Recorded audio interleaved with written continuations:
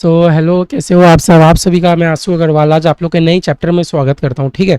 ऐसे आप लोग के अगर आप अपना आईसीएसआई का मॉड्यूल देखोगे तो आप लोग का नाम चैप्टर का कुछ और है, लेकिन ये चैप्टर का असली पर्पस है हमारा मार्जिनल कॉस्टिंग। ये चैप्टर का हमारा असली पर्पस क्या है? Marginal costing. ठीक है। क्या पर्पस है भैया? Marginal costing. देखो, अगर मैं वेटेज के हिसाब से बता दूं तो एग्जाम में कम से कम 5 नंबर का क्वेश्चन तो हर अटेम्प्ट में आएगा ही। और अगर आप ज़्यादा ही लकी रहे तो आपको 10 नंबर का आएगा। भैया क्या चैप्टर हार्ड है? चैप्टर बिल्कुल हार्ड नहीं है। चैप्टर बस कॉन्सेप्ट के ऊपर है। अभी तक हम लोग जो कॉस्ट ऑफ कैपिटल किए थे भैया, पूरा फॉर्मूला के ऊपर बेस्ड चैप्टर था। भैया जो डिविडेंड वाला चैप्टर किए थे पूरा फॉर्मूला के ऊपर था। कैपिटल स्ट्रक्चर भैया थोड़ा समझने का था, थोड़ा फॉर्मूला का था। जबकि टाइम वैल्यू ऑफ मनी मैं बोलूँ तो समझने वाला ज़्यादा था। वैसे ही मार्जिनल कॉस्टिंग समझ के करने वाला ज़्यादा है। नहीं तो अगर आप सिर्फ फॉर्मूला रट्टा मारते जाओगे तो एग्जाम में भी आपसे सम्स नहीं बनेगा। ऐसा मैं नहीं कह रहा हूँ फॉर्मूला नहीं है, फॉर्मूला बहुत है। लेकिन बात क्या है, अगर आप फॉर्मूला के पीछे का कॉन्सेप्ट नहीं समझोगे तो आप एग्जाम में बना नहीं पाओगे। ठीक है। भैया कितना क्लास लगेगा करने में? कम से कम हम लोग को 5 से 6 क्लास। कितना मैं बोला? 5 से 6 क्लास तो हम लोग को लगेगा ही करने में। ठीक है। हम लोग को 5 से 6 क्लास आराम से लग जाएगा करने में। इंपॉर्टेंट चैप्टर है, इजी चैप्टर है। हर अटेम्प्ट में एग्जाम में क्वेश्चन पूछता है। ठीक है। वीडियो क्लिच नहीं हो रहा? Hello hello hello hello hello, नहीं हो रहा। ठीक है। तो मैंने बोल दिया इंपॉर्टेंट चैप्टर है। भैया ये चैप्टर हम लोग करेंगे कैसे? सबसे पहले हम लोग अपना ये चैप्टर पूरी आईसीएआई के बुक से करेंगे। आईसीएआई के बुक से करेंगे। आईसीएआई का बुक से जब हम लोग का चैप्टर कंप्लीट हो जाएगा फिर हम लोग अपना आईसीएसआई का बुक से देख लेंगे कि भैया कुछ है कि नहीं। आईसीएआई का बुक देखो, जिस चैप्टर के लिए मेरे को लगता है कि मुझे आपको आईसीएआई का बुक कराना चाहिए, मैं वो करा रहा हूँ। ठीक है। तो मैं जैसा कॉन्सेप्ट से जैसा करा रहा हूँ उस हिसाब से प्लीज़ करते जाओ। अगर मैं चाहूँ तो मैं आप लोगों को 3 क्लास में सिर्फ आईसीएसआई का बुक से भी ख़त्म करवा सकता हूँ। लेकिन मेरे को लग रहा है कि नहीं, ये चैप्टर में मेरे को आपको आईसीएआई का बुक के भी से भी कराना चाहिए। ठीक है। तो चलिए, सबसे पहले आप लोग को समझ आ गया। सबसे पहले हम लोग आईसीएआई का बुक करेंगे, फिर आईसीएसआई के बुक में जाएंगे। जिन लोगों के पास नहीं है प्लीज़ आप लोग मेरे से ये चैप्टर का पीडीएफ मांग लीजिएगा। ठीक है। मैं आप लोग को एक बार फ्यूचर प्लानिंग बता दूं। एक बार हम लोग का ये चैप्टर हो जाए तो मैं आप लोग के लिए एक मैराथन लाऊंगा। मैं आप लोग के लिए एक मैराथन लाऊंगा जिसमें हम लोग अभी तक जो जो चैप्टर किए हैं, लाइक टीवीएम कर चुके भैया, कॉस्ट ऑफ कैपिटल कर चुके भैया, डिविडेंड डिसीजन कर चुके भैया, कैपिटल स्ट्रक्चर कर चुके भैया, लेवरेज कर चुके। और भैया हम लोग ये वाला चैप्टर जब कर लेंगे मार्जिनल कॉस्टिंग, तो 1 2 3 4 5 6 करीब करीब 6 चैप्टर का मैं आप लोग के लिए एक मैराथन लाऊंगा। वो मैराथन 7 से 8 9 घंटे का रहेगा, जिसमें क्या जो बच्चे अभी तक ये पूरा कर लिए होंगे एक बार हम लोग कंबाइन में अपना फॉर्मूला शीट वगैरह सब कुछ बना लेंगे वो मैराथन में। ठीक है। तो ये चैप्टर के ठीक होने के बाद हो जाएगा करीबन करीबन, समझ लो मैं जल्द से जल्द आप लोग के लिए मैराथन भी ले आऊँगा। ठीक है। ये हो गया। इसके बाद भैया पूरे सीएएफएम कोर्स के लिए, पूरे सीएएफएम कोर्स में हमारे सिर्फ 3 चैप्टर्स लिफ्ट रहेंगे। क्या? फॉर सीए कॉर्पोरेट अकाउंटिंग की तरफ से हमारे पास कंसोलिडेशन बाकी रहेगा, और एफएम की तरफ से हमारे पास 2 चैप्टर बाकी रहेगा। कौन कौन सा? वर्किंग कैपिटल मैनेजमेंट और कैपिटल बजटिंग। बस हम लोग का ये 3 चैप्टर बाकी रहेगा। बाद बाकी हमारा पूरा सीएएफएम कंप्लीट हो गया। भैया आप बोलोगे कि आपने और भी चैप्टर नहीं कराया। एक चैप्टर है अकाउंटिंग स्टैंडर्ड का, एक चैप्टर है सिक्योरिटी एनालिसिस का। तो भैया वो चैप्टर से सम्स नहीं आता है, वो सब चैप्टर थ्योरेटिकल बेस है। मेरा सिर्फ और सिर्फ फोकस है प्रैक्टिकल बेस के ऊपर। ठीक है। तो अभी बस मेरा यही फ्यूचर प्लानिंग है कि मैं आप लोग के लिए मार्जिनल कॉस्टिंग जल्द से जल्द खत्म करा दूं।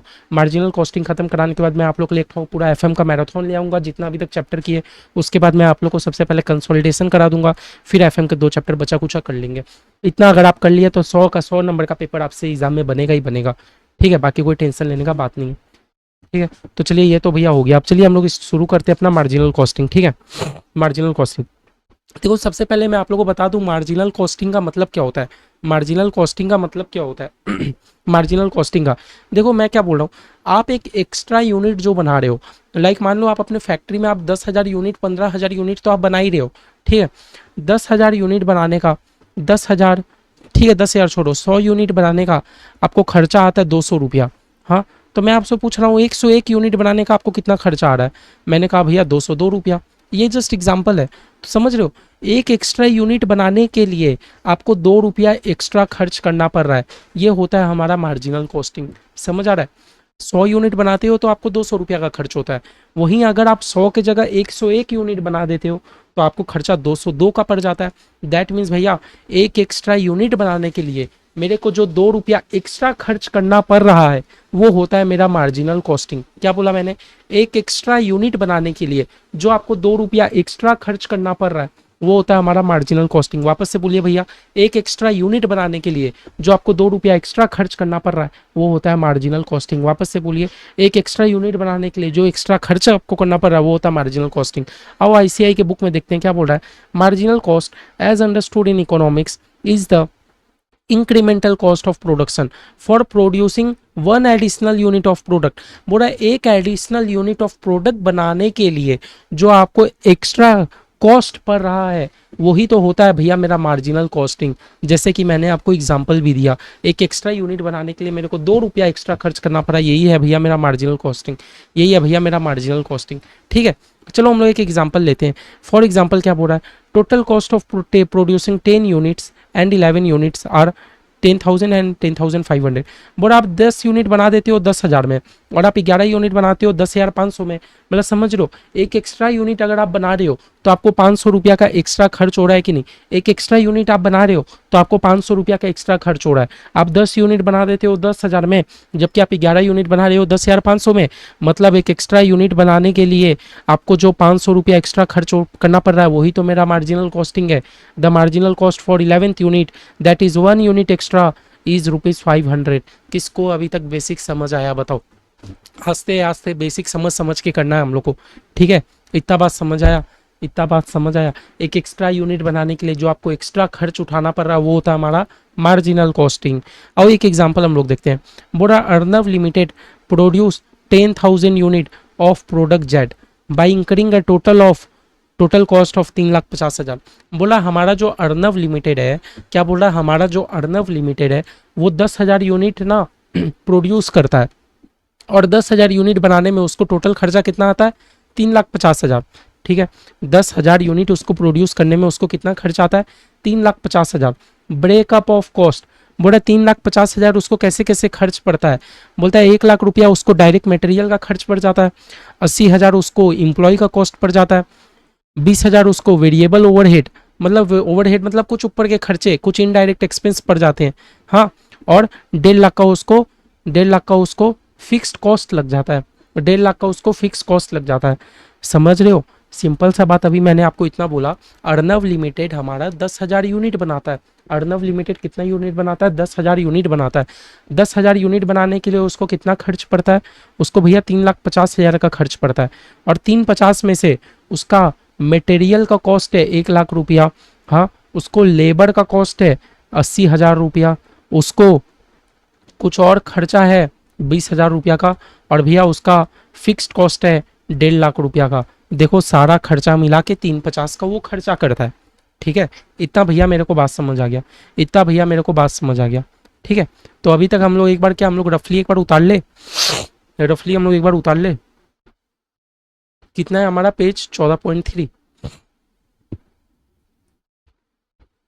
पेज 14.3। आस्ते आस्ते समझते हुए चलेंगे। एग्जाम्पल 1, यहां हम लोग दे देंगे पर्टिकुलर्स, और वो कितना यूनिट बना रहा है भैया, वो मेरा बनाता है 10,000 यूनिट्स। कितना यूनिट्स बनाता है, 10,000 यूनिट्स।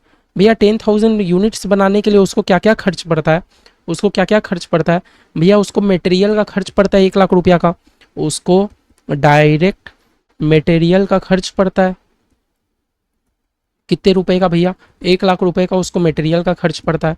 और भैया उसको क्या क्या खर्च पड़ता है, उसको लेबर कॉस्ट पड़ जाता है 80,000 रुपया का, उसको लेबर कॉस्ट पड़ जाता है 80,000 रुपया का।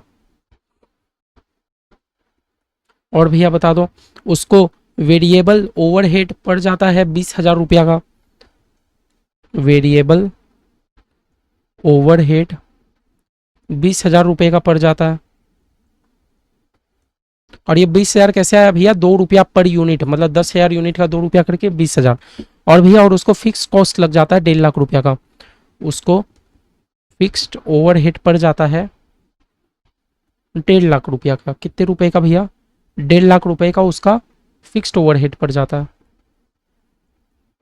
इतना भैया हमें अभी तक, हम लोग अभी तक समझे। आगे क्या बोलता है, in this example if Arnav limited wants to know marginal cost. बोला इसी एग्जाम्पल में मेरा अर्नव लिमिटेड क्या जानना चाहता है, अपना मार्जिनल कॉस्ट। मार्जिनल कॉस्ट का मतलब कि अगर वो 1 यूनिट बनाता है एक्स्ट्रा तो उसको और कितना खर्च करना पड़ेगा, है ना। अभी तो अर्नव लिमिटेड 10,000 यूनिट बनाता है ना, of producing 1 extra unit. Arnav limited क्या जानना चाहता है कि अगर हम एक एक्स्ट्रा यूनिट और बना दिए तो, है ना, from current production that is 10,001 unit. Arnav limited क्या चाहता है कि अगर हम अपना 10,001 यूनिट अगर बनाते हैं, 10,001 यूनिट अगर हम बनाते हैं तो मेरा कितना खर्च आएगा, है ना। समझ आया, समझ आ रहा है। तो मेरा बात सुनो, तो उसका खर्चा कितना आएगा। सुनो, मेरा डायरेक्ट मटेरियल कितना रुपया करके लग रहा था, 10 रुपया करके। मेरा डायरेक्ट मटेरियल कितना रुपया करके पड़ रहा था, 10 रुपया करके पड़ रहा था कि नहीं।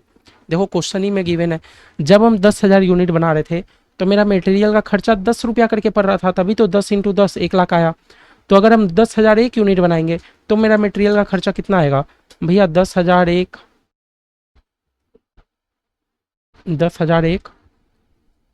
इंटू में 10 कितना हो गया, 1,10,000। समझने की कोशिश करो, जब मैं 10,000 यूनिट बनाता हूँ तो मेरा मटेरियल का खर्चा 10 रुपया करके यानी कि 1,00,000 रुपया आता है। तो जब मैं 1 यूनिट एक्स्ट्रा बनाऊंगा तो मेरा 10 रुपया से खर्चा बढ़ जाएगा, यस और नो, बढ़ जाएगा।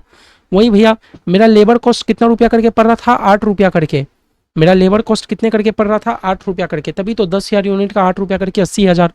वहीं अगर मैं 1 यूनिट और एक्स्ट्रा बढ़ा दूँ तो मेरा लेबर कॉस्ट कितना पड़ जाएगा, 10,001 यूनिट में 8 रुपया करके 80,000 8 रुपया, है ना। अब देखो भैया वेरिएबल ओवरहेड मेरा कितना रुपया करके पड़ रहा था, 2 रुपया करके, 2 रुपया करके। तो 10,000 यूनिट में अगर मैं 2 रुपया करके वेरिएबल ओवरहेड दूँ तो 20,000 का खर्चा। अगर मैं 10,001 यूनिट बनाऊंगा, 10,001 यूनिट बनाऊंगा, 2 रुपया करके वेरिएबल ओवरहेड दूंगा तो मेरा 20,000 2 रुपया का खर्चा आएगा। आएगा कि नहीं, आएगा कि नहीं। अब मेरा बात सुनो भैया, लास्ट में मेरा बात हुआ फिक्स्ड ओवरहेड का। लास्ट में मेरा क्या बात हुआ भैया, फिक्स्ड ओवरहेड का। क्या भैया मेरा फिक्स्ड ओवरहेड चेंज होगा क्या। जैसे देखो भैया मटेरियल का खर्चा तो मेरा चेंज होगा ही, मैं जितना यूनिट बनाऊंगा उतना मेरे को मटेरियल लगेगा। भैया लेबर का खर्चा भी डिपेंड करता है, लेबर जितना ज़्यादा यूनिट बनाएगा उतना ज़्यादा रुपया लेगा। वेरिएबल ओवरहेड मतलब कुछ इनडायरेक्ट खर्चे, वो भी भैया फ़र्क पड़ता है, क्योंकि मैंने आपको लास्ट ही चैप्टर में बताया था कि वेरिएबल कॉस्ट मेरा चेंज होता रहता है मैं जितना बनाऊंगा। लेकिन भैया फिक्स खर्चा डिपेंड करता है क्या, फिक्स खर्चा तो भैया मेरा 1,50,000 का 1,50,000 ही रहेगा। जो भी भैया मेरा फिक्स खर्चा है, फिक्स खर्चा तो मेरा 1,50,000 का 1,50,000 ही रहेगा। क्यों 1,50,000 का 1,50,000 ही रहेगा भैया, क्योंकि फिक्स खर्चा तो चेंज नहीं होता। आप 10,000 यूनिट बनाओ कि 1,00,000 यूनिट बनाओ कि 50,000 यूनिट बनाओ, फिक्स खर्चा तो आपका उतना का उतना ही रहेगा। समझ रहे हो, समझ रहे हो। तो आओ देखो टोटल करते हैं, और कोई खर्चा तो नहीं है। तो अगर मैं 10,000 यूनिट बनाता हूँ तो मेरा टोटल खर्चा कितना होता है, 3,50,000 का। और अगर मैं 10,001 यूनिट बनाता हूँ तो मेरा टोटल खर्चा कितना होता है, 1,10,000 प्लस में 80,008 प्लस में 20,002 प्लस में 1,50,000। तो भैया मेरा इधर खर्चा हो जाता है 3,50,020। ठीक है, ये भैया हमें समझ आ गया, ये हमें समझ आ गया, समझ आ गया। समझ आया। तो अब आपको समझ ही आ रहा है आपका 1 यूनिट एक्स्ट्रा बढ़ने से आपके कॉस्ट में कितना का चेंजेस आया। हाँ पहले भैया आपका खर्चा होता था 3,50,000, 1 यूनिट अगर आप एक्स्ट्रा बना रहे हो तो आपका खर्चा होता है 3,50,020। मतलब एक एक्स्ट्रा यूनिट के लिए आपको एक्स्ट्रा 20 रुपया खर्च करना पड़ रहा है। यही तो भैया मेरा मार्जिनल कॉस्टिंग है। एक एक्स्ट्रा यूनिट बनाने के लिए आपको एक्स्ट्रा 20 रुपये का खर्च करना पड़ रहा है, यही तो मेरा मार्जिनल कॉस्टिंग है, यही तो हम समझाना चाह रहे हैं। तो आपका मार्जिनल कॉस्टिंग कितना निकला, 20 रुपया। The extra cost would be 20। ठीक है, एक्स्ट्रा कॉस्ट आपको कितना का पड़ा, 20 रुपया का पड़ा। समझ पा रहे हो, एक एक्स्ट्रा यूनिट बनाने के लिए आपको 20 रुपया जो एक्स्ट्रा खर्च करना पड़ रहा है, यही तो मेरा मार्जिनल कॉस्टिंग है। समझ गए, समझ गए, समझ गए। ठीक है, हाँ समझ आया।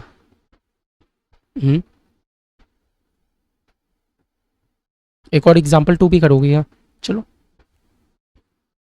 समझ आ रहा है इतना, ये बताओ, ये बात समझ आ रहा है। एक एक्स्ट्रा यूनिट बनाने के लिए जो मेरे को 20 रुपया एक्स्ट्रा खर्च करना पड़ा, यही तो भैया मेरा मार्जिनल कॉस्टिंग निकला। और क्या निकला, आगे देखो एग्जाम्पल 2 पेज 14.4 में करते हैं। इधर तक क्लियर है, बताओ। पेज 14.4 एग्जाम्पल 2 क्या बोलता है, Arnav limited produce 10,000 unit of product jet by incurring a total of 4,80,000। बोलता है अर्नब लिमिटेड 10,000 यूनिट बनाता है, 10,000 यूनिट बनाता है, लेकिन कितना खर्च करता है, 4,80,000 रुपया। चलो वही वाला हम लोग एक बार चार्ट बना लेते हैं। पर्टिकुलर्स 10,000 यूनिट्स,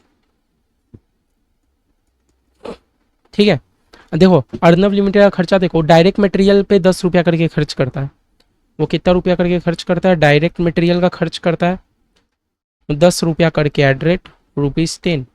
तो भैया 10,000 यूनिट में अगर वो 10 रुपया करके खर्च करेगा तो उसका 1,00,000 रुपए का खर्च होगा कि नहीं, उसका 1,00,000 रुपये का खर्च होगा कि नहीं, मैच है।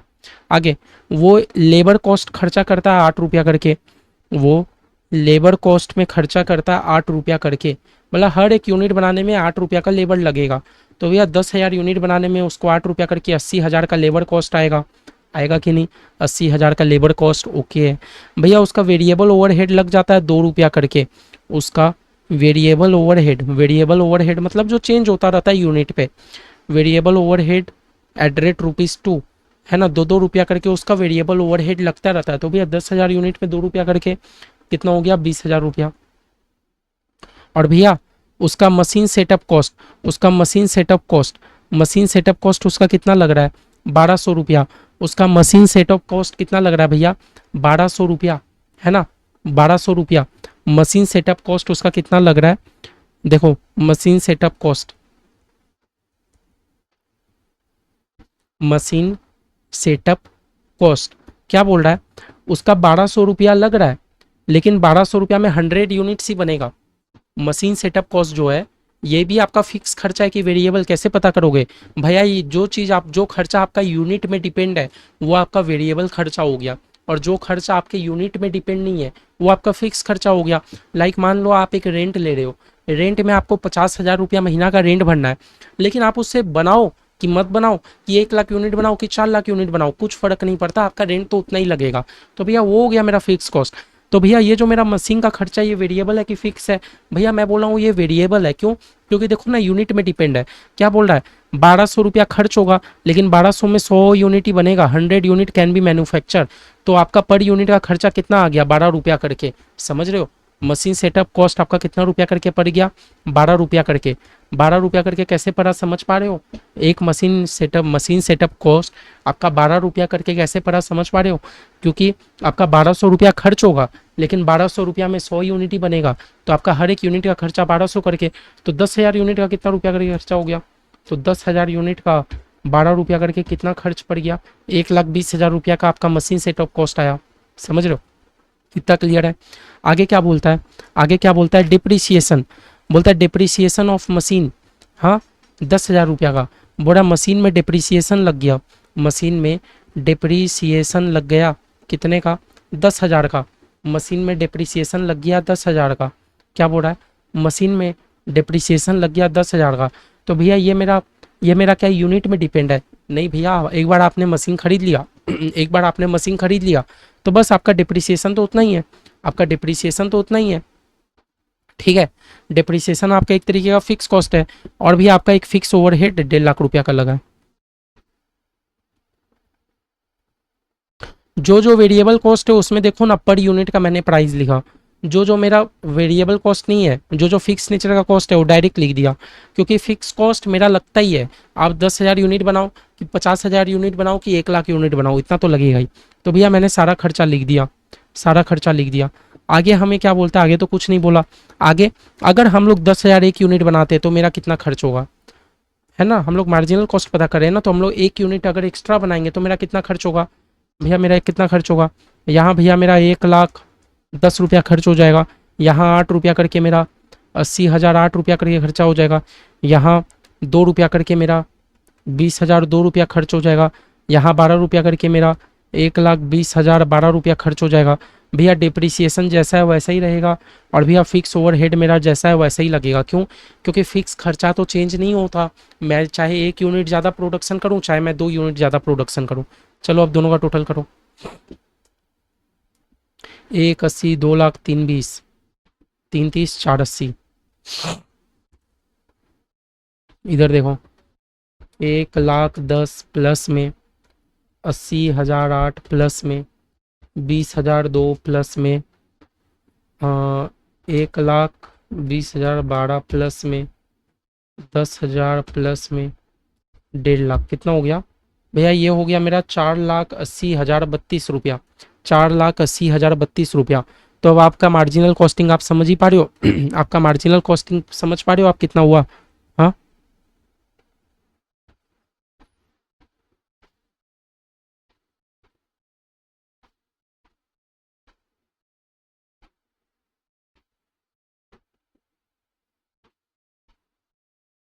हम्म।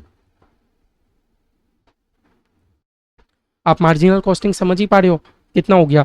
एक एक्स्ट्रा यूनिट बनाने के लिए, एक एक्स्ट्रा यूनिट बनाने के लिए आपको जो 32 रुपीज़ एक्स्ट्रा देना पड़ा वही आपका मार्जिनल कॉस्ट है। एक एक्स्ट्रा यूनिट बनाने के लिए जो आपको 32 रुपीज़ एक्स्ट्रा देना पड़ा यही तो आपका मार्जिनल कॉस्टिंग है। यस और नो? समझ पा रहे हो? ये जस्ट देखो, अभी तक मैंने आपको एग्जाम्पल बताया, 2 एग्जाम्पल समझाया जिसमें हम लोग ये देखे कि भैया मेरा मार्जिनल कॉस्टिंग क्या है। अब हम लोग मेन चैप्टर में डाइव इन करेंगे। तो समझ आया? बताओ। दोनों एग्जांपल से समझ आ गया। एक एक्स्ट्रा यूनिट बना रहे हो तो जो आपका एक्स्ट्रा खर्च हो रहा है वही आपका मार्जिनल कॉस्टिंग है। इतना आपको समझ आ गया होगा कि भैया मेरा फिक्स खर्चा चेंज नहीं हो रहा। फिक्स खर्चा जैसा है मेरा वैसे ही रहेगा। फिक्स खर्चा भैया मेरा चेंज नहीं हो रहा, ये जैसा है मेरा वैसे ही रहेगा। समझ गए? जैसा है वैसे ही रहेगा। क्लियर है इतना? क्लियर है इतना? आओ चलो, अब हम लोग अपना एक तो इनकम स्टेटमेंट ये चैप्टर में सीखेंगे, जो कि भैया आप लोग जानते हो मैंने आपको लास्ट ही चैप्टर में सिखाया था। क्या सीखेंगे हम लोग? अपना इनकम स्टेटमेंट। इनकम स्टेटमेंट में क्या भैया हम लोग सीखेंगे कि देखो, सेल्स, सेल्स में से क्या माइनस करेंगे बताओ? सेल्स में से क्या माइनस करेंगे भैया? सारे तरीके के वेरिएबल खर्चे। मैंने आपको वेरिएबल कॉस्ट का मतलब लास्ट चैप्टर में मैंने आपको सिखा दिया था, एक पुचका वाला का एग्जांपल लेके। सारे तरह के वेरिएबल खर्चे अगर हम लोग माइनस कर देंगे तो मेरा क्या आ जाएगा? कॉन्ट्रीब्यूशन। क्या आ जाएगा? कॉन्ट्रीब्यूशन। ठीक है। फिर भैया कॉन्ट्रीब्यूशन में से हम लोग क्या माइनस करेंगे? फिक्स कॉस्ट अगर हम लोग अपना माइनस कर देंगे, सारे तरीके के हम लोग अगर अपना फिक्स कॉस्ट माइनस कर देंगे तो मेरा क्या आ जाएगा?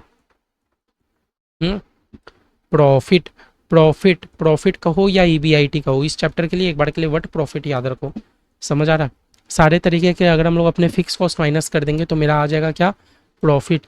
यही है मेरा इनकम स्टेटमेंट। ठीक है, यही है मेरा इनकम स्टेटमेंट। अब देखो ये फॉर्मूला हमें क्या समझाना चाह रहा है? सेल्स रेवेन्यू में से अगर आप अपना वेरिएबल कॉस्ट माइनस कर दोगे तो आपका आ जाएगा कंट्रीब्यूशन।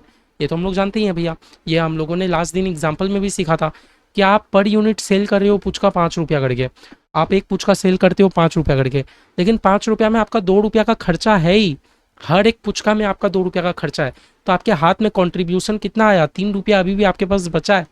अब ये जो 3 रुपया बचा है ये मेरा यूज होगा मेरे फिक्स कॉस्ट को रिकवर करने के लिए, तब जाके मैं अपना प्रॉफिट कमाऊंगा। समझ रहे हो? जैसे देखो, मैंने आपको एग्जाम्पल दिया था कि एक एक पुचका में मेरे को 5 रुपया लगता है। एक एक पुचका मैं बेचता कितना में हूँ? 5 रुपया करके। एक एक पुचका मैं सेल कितना में करता हूँ? 5 रुपया करके। जैसे ही मैंने एक पुचका सेल किया, मेरे को पता है 2 रुपया का मेरा उसमें खर्चा है। मैंने 1,000 पुचका सेल किया तो मेरा 2-2 रुपया करके 1,000 पुचके में खर्चा है। मैंने 5 पुचका सेल किया तो मेरा 2-2 रुपया करके 5 पुचका में खर्चा है। ठीक है। तो भैया मेरे को पता है मैं पुचका बिक्री कर रहा हूँ 5 रुपया में, लेकिन मेरा खर्चा 2-2 रुपया करके है। तो मेरे हाथ में अभी भी 3 रुपया तो बच रहा है ना। जो मेरा 3 रुपया बच रहा है वो मेरा कॉन्ट्रीब्यूशन है। याद रखना, मैंने अभी भी फिक्स कॉस्ट माइनस नहीं किया।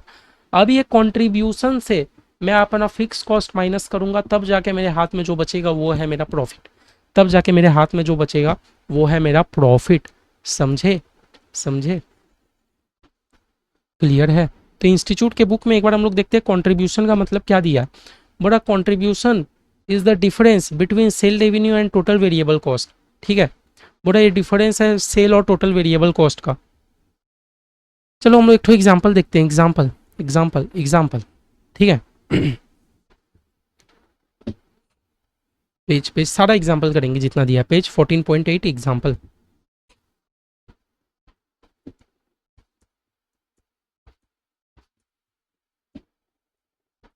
वो इनकम स्टेटमेंट आपको पता ही है। देखो हमें क्या क्या दिया, हमें वेरिएबल कॉस्ट दिया, फिक्स कॉस्ट दिया। हमें वेरिएबल कॉस्ट में एक बार शॉर्ट में लिख रहा हूँ 50,000 का। और भैया हमें क्या दे के रखा है? हमें एफ सी मतलब फिक्स कॉस्ट दे के रखा है कितने का? 20,000 का। और हमें क्या दे के रखा है? हमें सेलिंग प्राइस दे के रखा है 80,000 का। हमसे क्या पूछता है? हमसे क्या पूछता है? चलो इनकम स्टेटमेंट बनाते हैं। मेरा सेलिंग कितने का है? 80,000 का। सेलिंग में से भैया मैं क्या माइनस कर दूंगा, वेरिएबल कॉस्ट, जो कि है 50,000 का। सेल प्राइस में से अगर मैं वेरिएबल कॉस्ट माइनस कर दूंगा तो मेरा क्या आ जाएगा, कॉन्ट्रीब्यूशन। मेरा क्या आ जाएगा, कॉन्ट्रीब्यूशन, है ना। मतलब मैं 80,000 का सामान सेल करता हूँ, लेकिन मेरे को पता है 50,000 उसमें खर्च हुआ ही है, तो भैया मेरा 30,000 का खर्चा है, 30,000 रुपया मेरे हाथ में बचा। अब ये 30,000 को मैं क्या पता है यूज़ करूँगा मेरे फिक्स कॉस्ट को रिकवर करने के लिए। फिक्स कॉस्ट मतलब जो मेरे यूनिट पे डिपेंड नहीं करते, मेरा फिक्स खर्चा जो लगेगा ही लगेगा। तो भैया फाइनल मेरे हाथ में प्रॉफिट कितने का बच गया, 10,000 का। फाइनल मेरे हाथ में प्रॉफिट कितने का बच गया, 10,000 का, है ना। एकदम फाइनल मेरे हाथ में प्रॉफिट कितने का बच गया, 10,000 का प्रॉफिट बच गया। ये तो भैया आप लोग जानते ही हो, 10,000 का मेरे हाथ में क्या बच गया, प्रॉफिट। प्रॉफिट मेरे हाथ में कितने का बचा, 10,000 का, ठीक है। बोल रहा है द अमाउंट ऑफ 10,000 रिप्रेजेंट, हाँ सॉरी, इधर में बच गया 10,000 का। बोल रहा है यहाँ पर क्या हो गया, यहाँ पर मेरा कंट्रीब्यूशन एक्सीड फिक्स कॉस्ट, मतलब मेरा फिक्स कॉस्ट से ज़्यादा मेरे हाथ में कंट्रीब्यूशन था, तो ही तो मेरा प्रॉफिट हुआ, समझ रहे हो। लेकिन आपके हाथ में कंट्रीब्यूशन ही कम आया और आपका फिक्स कॉस्ट ज़्यादा लग रहा है, तब तो आप लॉस में चले जाओगे। समझने की कोशिश करो, माइंड शांत रखो। मेरा फिक्स कॉस्ट लग रहा है 20,000 का, आपके हाथ में कंट्रीब्यूशन आया 30,000, तभी तो आपको प्रॉफिट हो रहा है। आपके हाथ में ज़्यादा रुपया आया, उससे ही आप फिक्स कॉस्ट पे कर रहे हो, तब भी आपके पास रुपया बचा है।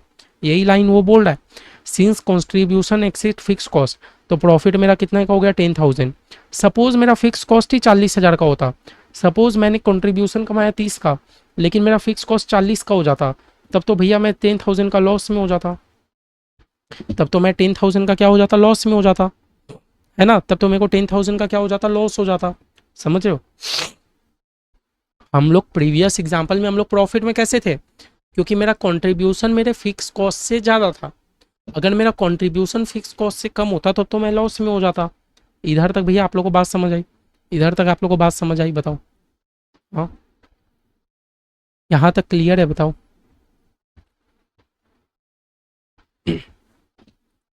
तो फाइनल हम लोग के लिए ये वाला एग्जाम्पल जो है, ये वाला पूरा परफेक्ट है हम लोग के लिए। हम लोग के लिए ये जो इनकम स्टेटमेंट दिया है हम लोग के लिए एकदम फिट है, बताओ। हम लोग एकदम बढ़िया से समझ पाएंगे कि भैया सेल में से हम लोग वेरिएबल कॉस्ट माइनस करते हैं, तो जो मेरे हाथ में बचता है वो होता है कॉन्ट्रीब्यूशन। उसमें भी मैंने अभी फिक्स कॉस्ट माइनस नहीं किया, ये तो हम लोग कॉन्ट्रीब्यूशन को जमा कर करके, कंट्रीब्यूशन को जमा कर करके हम लोग अपना फिक्स कॉस्ट को रिकवर करेंगे, तब जाके मेरे हाथ में जो बचेगा वो है प्रॉफिट। तब जाके मेरे हाथ में जो बचेगा वो है मेरा प्रॉफिट। यहाँ तक बताओ क्लियर है, यहाँ तक बता दो क्लियर है कि नहीं। देख लो आधा घंटा खत्म होने में आया, हम लोग अभी तक अपना थोड़ा बेसिक्स हम लोग अपना बढ़िया से सीख लिए। जितना अच्छा बेसिक समझोगे उतना अच्छा ये चैप्टर आपके बेस में आएगा। क्लियर है कि नहीं बताओ, यहाँ तक क्लियर है। हम्म,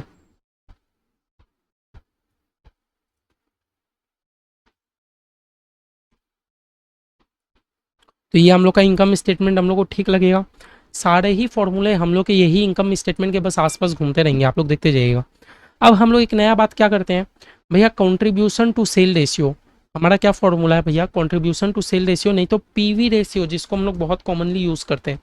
पीवी रेशियो, जिसको कि हम लोग बोलते हैं प्रॉफिट वॉल्यूम रेशियो। एक बार मैं आपको इस फॉर्मूला, इसका मैं फॉर्मूला आप लोग को लिखाता हूँ। पीवी रेशियो, इसके पास में ही मैं लिखता हूँ, हाँ। पीवी रेशियो, पीवी रेशियो का दूसरा नाम क्या है भैया, प्रॉफिट वॉल्यूम रेशियो। क्या नाम है, प्रॉफिट वॉल्यूम रेशियो, ठीक है। इसका पता फॉर्मूला क्या है, कंट्रीब्यूशन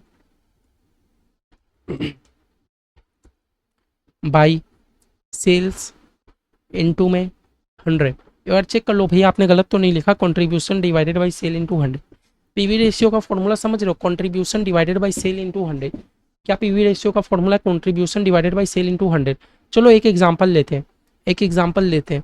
हर एक फॉर्मूला मैं आपको एक एग्जांपल के थ्रू समझाऊंगा, ठीक है। एक एग्जांपल लेते हैं। सपोज मैं एक पुचका कितने का सेल कर रहा था, मैं एक पुचका कितने का सेल कर रहा था भैया, 5 रुपये का।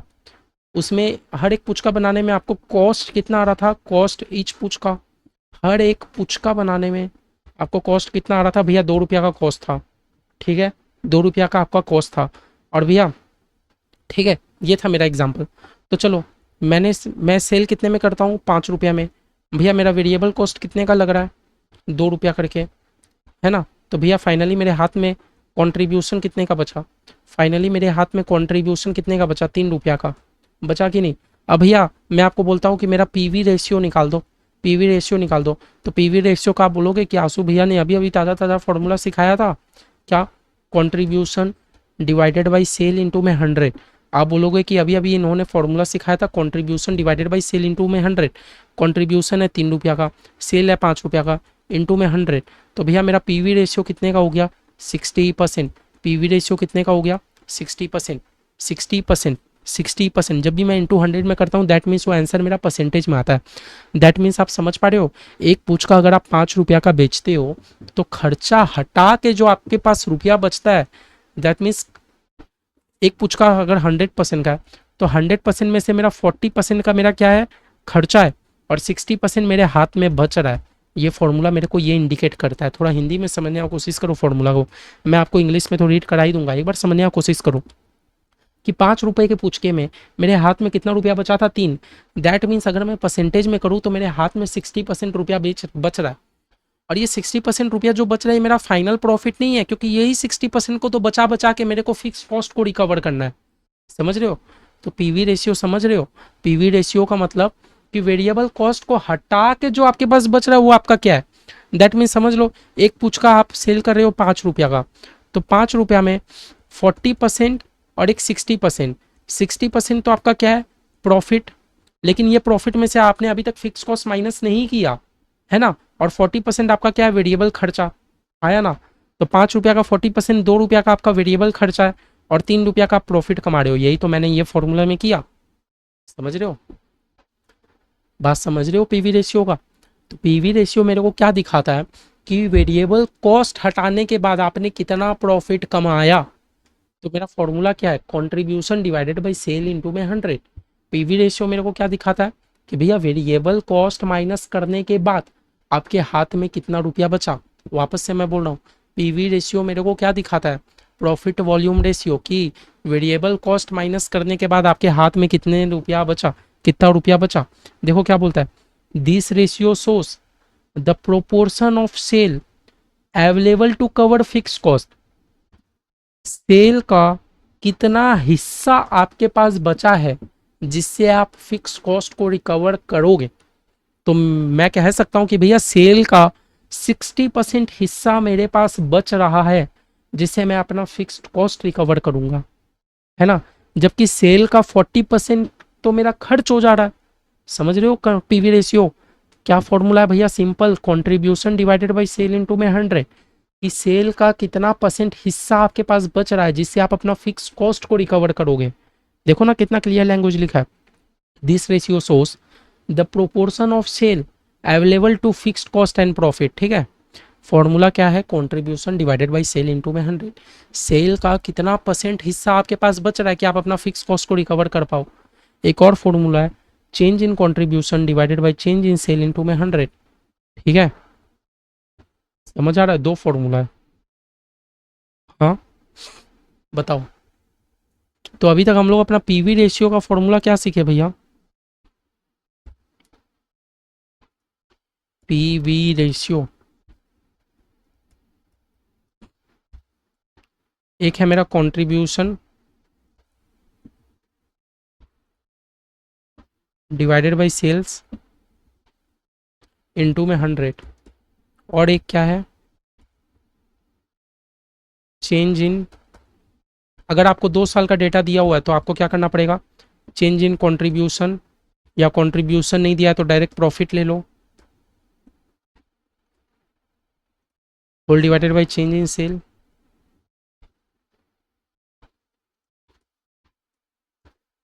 इनटू में 100। समझे, ये आपको क्या दिखाता है, मैंने आपको बोला ना कि आप जितने रुपए का सेल कर रहे हो उसमें से अगर आप वेरिएबल कॉस्ट माइनस कर दे रहे हो तो आपके हाथ में बच रहा है कंट्रीब्यूशन। लेकिन ये जो कंट्रीब्यूशन बच रहा है मेरा प्रॉफिट नहीं है, क्योंकि ये कंट्रीब्यूशन से मेरे को अपना फिक्स कॉस्ट रिकवर करना है। तो बस ये वही दिखाता है कि कितना परसेंट आपके पास सेल का हिस्सा बच रहा है जिससे आप अपना फिक्स कॉस्ट को रिकवर कर पाओ। बस वही है, वही है। समझे, समझे, contribution divided by sale into में 100। अगर आपको सिर्फ कंट्रीब्यूशन का फॉर्मूला निकालना है, अगर आपको मान लो पीवी रेशियो गिवन है और आपको सेल गिवन है, आपको कंट्रीब्यूशन निकालने बोला, तो मैं अगर पीवी रेशियो और सेल को मल्टीप्लाई कर दूं तो मेरा निकल जाएगा, यस और नो। तो हम लोग अलग अलग फॉर्मूला नहीं सीखेंगे, हम लोग एक ही फॉर्मूला, मैंने क्या बोला, आपको पीवी रेशियो एग्जाम में दिया है, सेल दिया हुआ है, आपको पूछ रहा है कंट्रीब्यूशन बता दो, तो भैया पीवी रेशियो और सेल को मैं इंटू कर दूंगा तो नहीं निकल जाएगा? बताओ, वही चीज़ है। अगर आपको बोला सेल बता दो, सिर्फ सेल बताओ, तो भैया मैं सेल को इधर ले जाऊंगा, पीवी रेशियो को नीचे ले जाऊंगा, तो मेरा contribution divided by PV ratio, तो मेरा सेल नहीं आ जाएगा। समझ रहे हो? बस एक ही फॉर्मूला को 10 बार ब्रेक करते हुए हमें चलना है, एक ही फॉर्मूला को 10 बार ब्रेक करते हुए हमें चलना है, और चैप्टर में कुछ नहीं है, चैप्टर में कुछ नहीं है। समझ रहे हो? चैप्टर में कुछ नहीं है। यहाँ तक सबसे पहले बोलो आप लोगों को क्लियर हुआ कि नहीं? ठीक है, 35 मिनट्स हुआ है, कोई बात नहीं, हम लोग धीरे धीरे बेसिक समझते समझते चलेंगे। अभी तक आप लोग को पीवी रेशियो, अभी तक आप लोगों को आई थिंक समझ आ गया होगा। पीवी रेशियो का टॉपिक हमारा खत्म है अभी तक। मैं ये इंश्योर करता हूँ कि आप लोग को पीवी रेशियो का कॉन्सेप्ट समझ आ गया होगा। ठीक है, तो पीवी रेशियो मतलब हम लोगों ने क्या बोला कि भैया मेरा वो प्रॉफिट जिससे हम लोग अपना फिक्स कॉस्ट वगैरह क्या कर सके, रिकवर कर सके। फॉर्मूला क्या बनता है? Contribution divided by sale into 100, नहीं तो चेंज इन कंट्रीब्यूशन या profit whole divided by change in sale into में 100।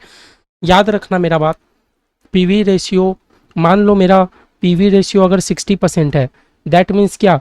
पीवी रेशियो मतलब कि मेरा कंट्रीब्यूशन है 60%, तो मेरा वेरिएबल कॉस्ट कितना होगा? 40%। अगर मेरा पीवी रेशियो 50% है तो मेरा वेरिएबल कॉस्ट 50%। मतलब याद रखना, जितना परसेंटेज मेरा पीवी रेशियो है, बचा कुचा परसेंटेज मेरा वेरिएबल कॉस्ट है। आई थिंक आप लोग ये वाला बात समझ पा रहे हो। जब हम लोग सम्स करेंगे आप लोग को ठीक समझ आ जाएगा। ठीक है, अभी हम लोग अपना नेक्स्ट टॉपिक में आते हैं, ब्रेक इवन। अभी तक हम लोग अपना नेक्स्ट टॉपिक में क्या आते हैं? Break even. ठीक है, ब्रेक इवन। अब भैया ब्रेक इवन क्या होता है? आओ हम लोग का एक बार चार्ट में आओ। मैंने आप लोग को चार्ट में क्या बताया था?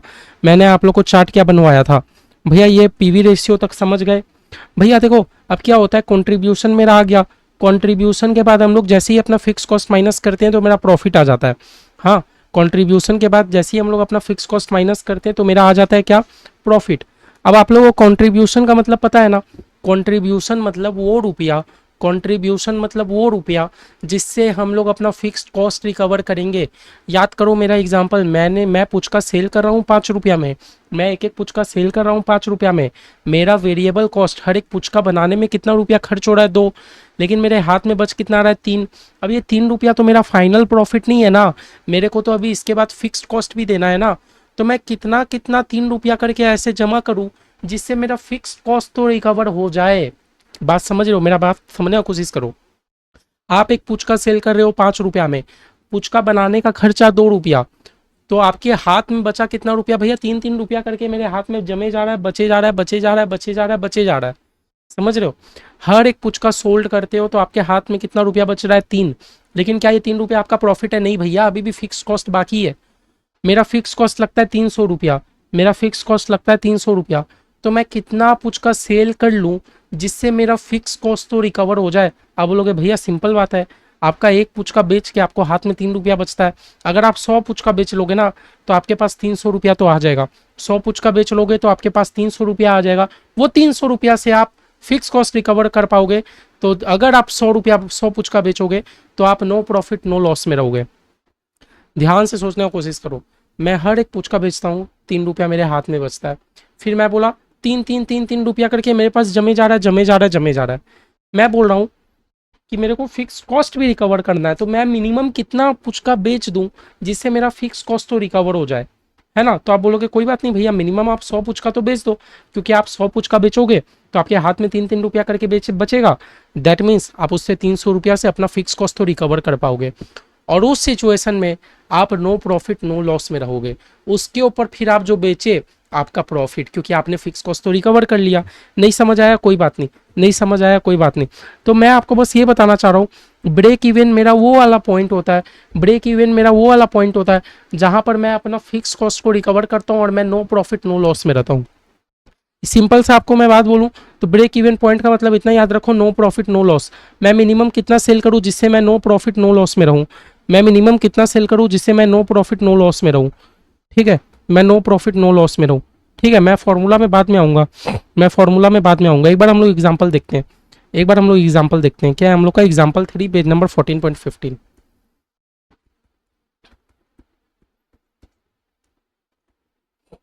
एग्जाम्पल 3 क्या बोल रहा है? बोल रहा है एबीसी लिमिटेड मैन्युफैक्चर करता है एक सिंगल प्रोडक्ट, इसका वेरिएबल कॉस्ट कितना खर्चा होता है? 300 रुपया पर यूनिट। भैया इसका वेरिएबल कॉस्ट लगता है 300 रुपया पर यूनिट। ओके, आगे क्या बोलता है?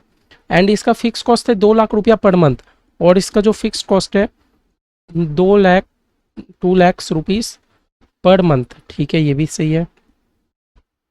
आगे क्या बोलता है, if the product sell for 5000 per unit, product को सेल कितने में करता है, 5500 रुपीज पर यूनिट। ठीक है, तो आगे मेरे से पूछता है द ब्रेक इवन पॉइंट, तो उसका ब्रेक इवन पॉइंट क्या होगा। भैया ब्रेक इवन पॉइंट कहने का क्या मतलब है, मैंने आपको बार बार ही बोला, ब्रेक इवन पॉइंट का मतलब वो सिचुएशन जहां मैं नो प्रॉफिट या नो लॉस में रहूँ। चलो मैं आप लोग को एकदम अच्छे से समझाता हूँ। देखो मैं एक प्रोडक्ट सेल करता हूँ, हाँ मैं एक प्रोडक्ट सेल करता हूँ कितने रुपए में, 500 करके, लेकिन भैया 500 रुपया मेरा इनकम नहीं है, इसमें मेरा वेरिएबल कॉस्ट भी लग जाता है। कितना रुपया करके, 300 रुपया का वेरिएबल कॉस्ट है। तो भैया फाइनली मेरे हाथ में कंट्रीब्यूशन कितना बचता है, फाइनली मेरे हाथ में कंट्रीब्यूशन कितना बचता है भैया, 200 रुपया का मेरे हाथ में कंट्रीब्यूशन बचता है। ठीक है, लेकिन भैया एक चीज़ सोचो, मेरा फिक्स्ड कॉस्ट भी है 2 लाख रुपए का, मेरा फिक्स कॉस्ट भी है 2 लाख रुपए का। तो बस मैं आपसे ये जानना चाहता हूँ कि मैं कितना मिनिमम मैं सेल करूँ जिससे मैं नो प्रॉफिट या नो लॉस के सिचुएशन में रहूँ, मैं कितना मिनिमम सेल करूँ जिससे मैं नो प्रॉफिट नो लॉस के सिचुएशन में रहूँ। मतलब समझ रहे हो, हर एक प्रोडक्ट बेच के आपके हाथ में 200 रुपया आ रहा है, आ रहा है, आ रहा है ना। और भैया ये जो 200 रुपया आ रहा है ये मेरा अभी प्रॉफिट नहीं है, क्योंकि मेरे को मेरा फिक्स कॉस्ट रिकवर करना है यही 200 रुपया से। तो मैं कितना ऐसा सेल करूं जिससे मेरा 2 लाख रुपया तो रिकवर हो जाए। तो आप बोलोगे भैया आपको 2 लाख रुपया रिकवर करना है ना, हाँ डिवाइडेड बाई आपको हर एक प्रोडक्ट बेच के आपके हाथ में कितना बच रहा है, मैं बोला 200, तो कितना हुआ बताओ तो, 2 लाख डिवाइडेड बाई 200। आप बोलोगे भैया आप 1000 यूनिट बेच दोगे ना, आप 1000 यूनिट अगर बेच दोगे तो आपका फिक्स कॉस्ट भी रिकवर हो जाएगा।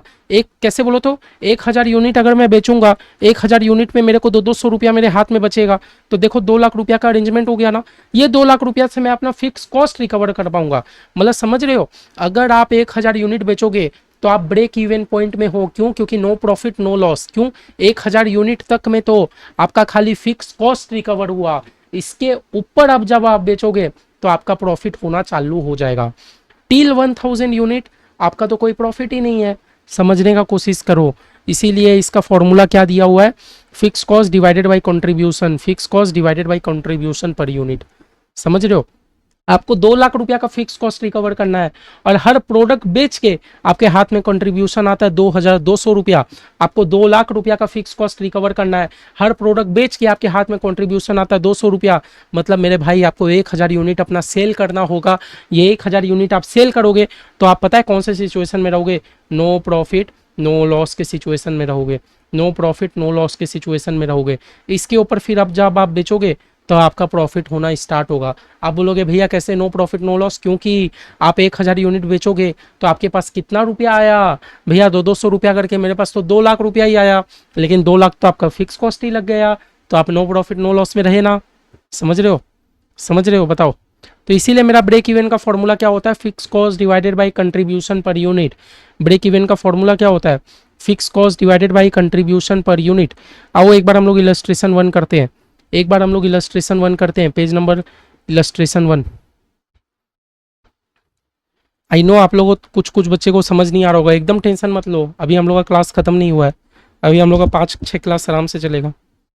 इलस्ट्रेशन 1 सिर्फ ICI के बुक से करेंगे सबसे पहले, मैंने आपको बताया है CS के बुक से भी करेंगे, जो बच्चे पहले किए हो जानते हो। बोलते हैं MNP लिमिटेड सोल्ड किया 2,75,000 यूनिट 37.50 करके। अच्छा बात है, वो सोल्ड कितना कर रहा है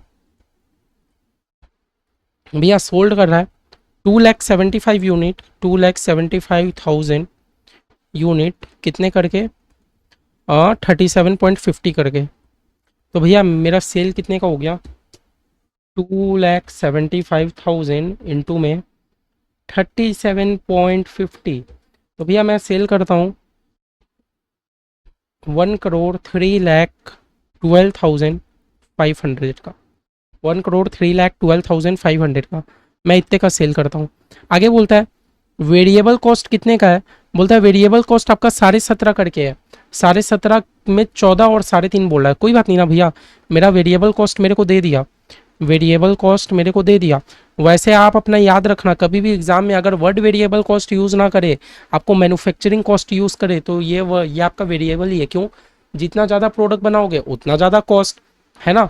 सेलिंग कॉस्ट, जितना ज़्यादा प्रोडक्ट बनाओगे उतना ज़्यादा सेलिंग कॉस्ट। तो ये सब खर्चा क्या है, वेरिएबल ही है। कितना करके पड़ता है भैया, 17.5 करके। भैया कितना यूनिट में, भैया मेरे पास तो 2,75,000 यूनिट है। मेरे पास कितना यूनिट है, 2,75,000 यूनिट है। और हर एक यूनिट का खर्चा कितना भैया बताओ तो, 17.5 करके, 17.50 करके मेरा वेरिएबल कॉस्ट है। मतलब कितने का बताओ तो, 2,75,000 यूनिट के ऊपर 17.5 करके वेरिएबल कॉस्ट। मतलब भैया आप कहना चाह रहे हो 48,12,500 का तो हमारा वेरिएबल कॉस्ट ही पड़ गया। तो भैया मेरे हाथ में कंट्रीब्यूशन कितना बचा, मेरे हाथ में कंट्रीब्यूशन कितने का बचा। तो भैया आप बोलोगे कोई बात नहीं, 1,03,12,500 में से 48,12,500 को माइनस कर दो। आपके हाथ में कंट्रीब्यूशन बचा 55 लाख रुपीज़ का। कितने का कंट्रीब्यूशन बचा भैया, अभी तक का डेटा पढ़ के मेरे को ये समझ आया कि मेरा कंट्रीब्यूशन बचा 55 लाख का। Fix cost are incurred uniformly throughout the year. बोला फिक्स कॉस्ट आपका कितना लग गया, 35 लाख रुपीज़ लग गया।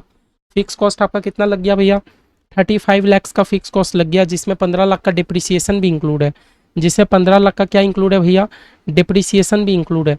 ठीक है, फिक्स कॉस्ट आपका कितना लग गया, माइनस फिक्स्ड कॉस्ट जिसमें डिप्रिसिएशन भी इंक्लूड है, इंक्लूडिंग डिप्रिसिएशन। डिप्रिसिएशन भी हमारा फिक्स कॉस्ट है ना। फिक्स कॉस्ट हमारा कितना लग गया भैया, 35 लाख का हमारा फिक्स कॉस्ट लग गया। ठीक है, तो फाइनली आपका प्रॉफिट कितना होता है, फाइनली आपका प्रॉफिट कितना होता है, देयरफॉर प्रॉफिट हो गया 20 लाख का। मेरा पूरा फिक्स कॉस्ट वगैरह माइनस करके एकदम फाइनली मेरा प्रॉफिट कितना हो गया भैया, 20 लाख का आपका प्रॉफिट हो गया। देख लो 20 लाख का आपका क्या हो गया, प्रॉफिट हो गया। 20 लाख का आपका क्या हो गया भैया, प्रॉफिट हो गया। ठीक है, हमें क्या बोलता है, compute break even sale level quantity.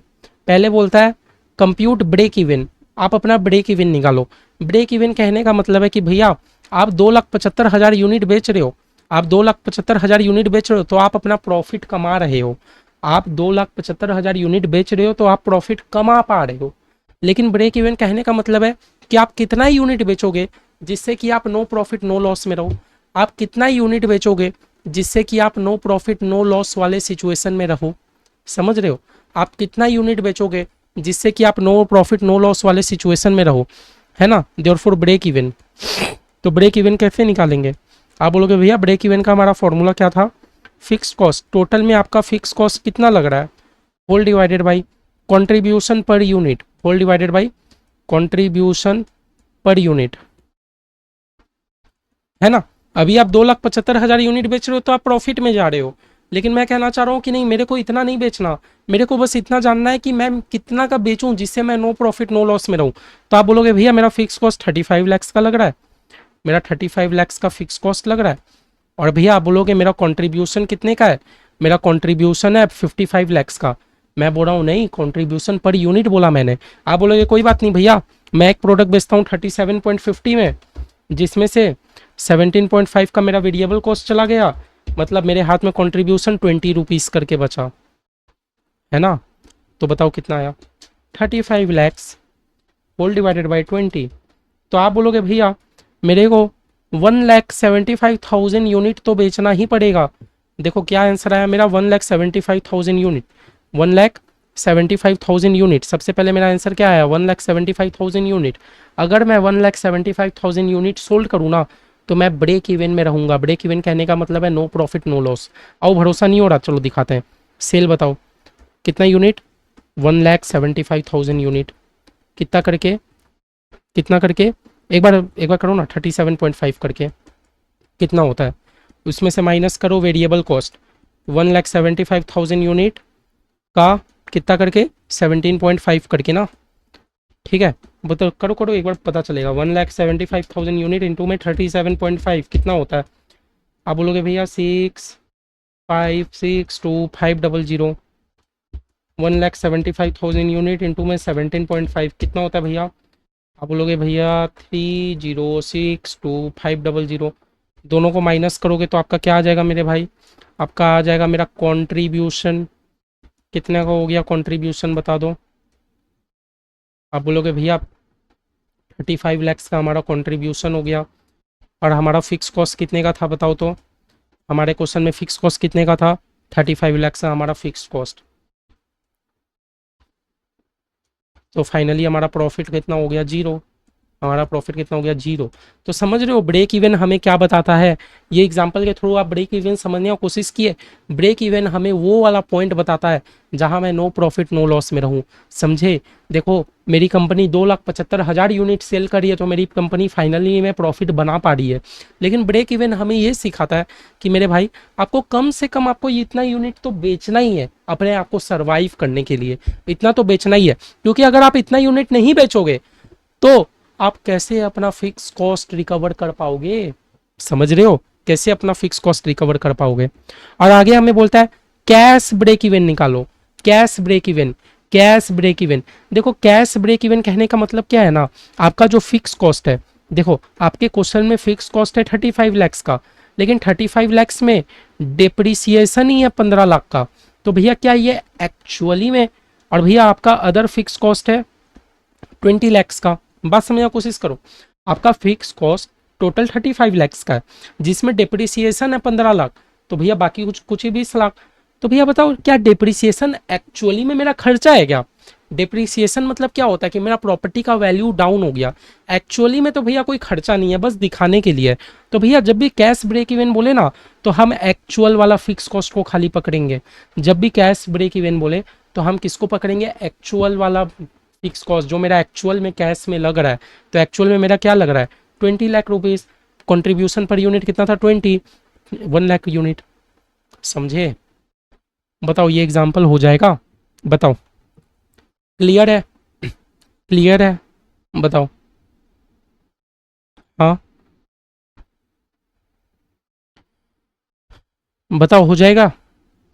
तो आज मैं बेसी डाइव इन नहीं कर रहा हूँ, मैंने आप लोगों को खाली पीवी रेशियो समझाया और मैंने आप लोगों को बस खाली ब्रेक इवन का फॉर्मूला बताया। ब्रेक इवन का फॉर्मूला क्या था भैया, fix cost divided by contribution per unit. और आप लोग समझ गए हो तो समझ ही पा रहे हो कि भैया इतना रुपया का फिक्स कॉस्ट मेरे को रिकवर करना है, हर एक प्रोडक्ट बेच के मेरे हाथ में कंट्रीब्यूशन इतना बच रहा है। बस कैश ब्रेक इवन अगर हमें बोल दे तो कैश ब्रेक इवन मतलब जरूरी नहीं है हर फिक्स कॉस्ट मेरा कैश वाला ही हो, हर फिक्स कॉस्ट मैंने खर्चा किया ही है, उसमें कुछ कुछ डिप्रिसिएशन वाला रहता है। डिप्रिसिएशन तो मेरा एक्चुअली में कोई खर्चा नहीं है, वो तो बस दिखाने के लिए। इसीलिए जब भी बोला कैश ब्रेक इवन निकालने तो मैंने डिप्रिसिएशन को हटा दिया, मैंने डिप्रिसिएशन को क्या किया, हटा दिया। ठीक है, तो मैं क्या बोल रहा हूँ, आज का क्लास हम लोग इधर ही रखते हैं, नेक्स्ट क्लास में मिलते हैं और अच्छा सीखेंगे, एक बार फॉर्मूला डिवाइस करेंगे और ज़्यादा सम्स करेंगे। ठीक है, तब तक के लिए प्लीज़ आप लोग ये पहला क्लास करो, कैसा लगा नहीं लगा प्लीज़ कमेंट करना। ठीक है, बाय बाय, मिलते हैं नेक्स्ट क्लास में। ठीक है, प्रैक्टिस करना तब तक, और ये वाला PDF में से मांग लेना। हाँ, बाय बाय।